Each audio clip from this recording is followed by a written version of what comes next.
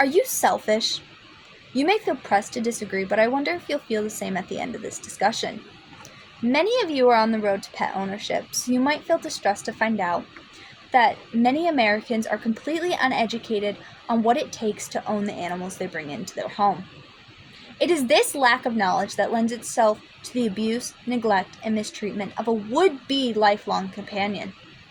My name is Ariana Soderquist, and I am currently in training to be a doctor of veterinary medicine. Yes, that is an animal doctor.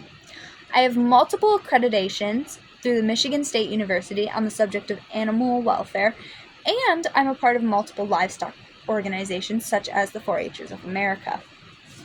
Today, I would like to talk to you about commitment, the commitment that is animal ownership. It is a financial commitment, it is a lifestyle commitment, but most importantly, it is a lifelong commitment. Most of us grow up and are taught about how to manage our finances. However, not many of us are taught how to manage our financial situations when it comes to animals. Zazie Todd has an annual budget for about $3,500 for dogs and $2,000 for cats. This raises by 26% when working with juvenile animals, and it does not account for the many additional expenses. Magella G at Magella's Pet Store sees families often unable to afford medical expenses set aside for their pets that are just out of budget. And FMBO and ASPCA bring up that adoption costs about a few hundred, initial expenses are around $1,000, and spaying and neutering can cost over $200. Maybe you're sitting there and you're like, that's not too bad, I can afford that. And that is great, but do you have the time to put towards your furry friend? Owning an animal requires preparedness, both mentally and physically. Will you be able to take your pet on walks in the pouring rain? What about when you have the flu?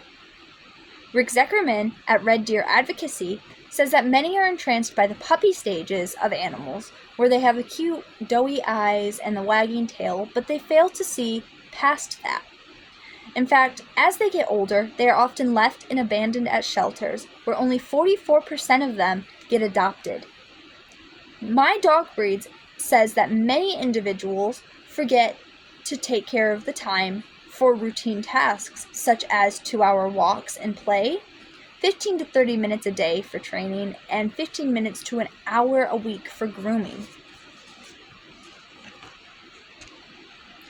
Time and cost of care set aside, the biggest issue tends to be the lifestyle changes that you have to make to accommodate your pet. Magella at Magella's Pet Store says that many fall for a breed they see through movies or online, but they don't research the breed, so they're often overwhelmed and stressed when they bring it home and it's doing things like chewing up the furniture or digging holes, which leads to a stressed owner and an equally stressed pet. Then you have to ask yourself, does my housing accommodate the animal I'm bringing in? Do I work long hours or travel a lot? If you're having an animal that is often cared for by somebody that is outside of yourself or your family member, that can lead to a stressed out animal just as easily as anything else. Next, you have to consider disasters. Do you live in an area such as Florida with its flooding, or California that has recently been ravaged by forest fires? If those are the cases, then you have to consider whether or not you have an evacuation plan that suits both you, your family, and the pet. Will you be able to care for the pet once you're evacuated? If not, it might not be the right choice for you. Finally, but most importantly, is mental health. If you're struggling with a mental issue such as anxiety or depression, then having an animal brought into the mix might not be the smartest idea. Of course, there are situations where the animal is what's needed to bring yourself out of that hump. However, if it gets to the point where you're feeling guilty or sad because you feel like you could do better for the animal and you're just failing, then it starts to become an issue for both the pet, but more importantly, you. Owning an animal is a day-to-day responsibility. It's required on both good days and the worst days. And it has financial requirements, lifestyle changes, and lifelong commitment that is needed in order to properly sustain an animal. The average American is not educated on what it takes to own a pet.